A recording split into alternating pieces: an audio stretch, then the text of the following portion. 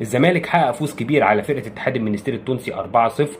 قدر النهارده يضمن صداره المجموعه، قدر النهارده يقول ان انا جاي البطوله علشان انافس عليها او احاول انافس عليها في مجموعه قويه فيها الشباب والنصر. النهارده اللعيبه كانت فايقه، النهارده اللعيبه ادت اداء الصراحه مميز جدا. اتحاد المنستير عنده مشاكل كتير جدا، ممشي المدير الفني بتاعه من 4 ايام، وكمان ممشي 12 لعيب من الفرقه، ففرقه عندها مشاكل كتير جدا. قدر الزمالك يستغل كل ده ويحقق فوز كبير النهارده. وطبعا اعلاميين قناه الزمالك وكابتن خالد الغندور هيطلعوا طول الليل علشان ياكدوا بما لا يدع مجال للشك ان البطوله العربيه اقوى من البطوله الافريقيه 1000 مره، وان البطوله اللي بيكسب فيها نادي الزمالك هي دايما اقوى بطوله في الكون، والبطوله اللي بيخرج فيها نادي الزمالك حصاله ومن دور المجموعات هي بطوله ضعيفه ليس لها اي قيمه. كمان في ماتش النهارده عايزك تبص معايا على الشعبيه الجارفه لنادي الزمالك في استاد بيسع 20000 متفرج. حضر المباراه تقريبا 500 مشجع من نادي الزمالك او اقل شويه، وده بيوضح الشعبيه الجارفه لنادي الزمالك في الخليج عكس النادي الاهلي اللي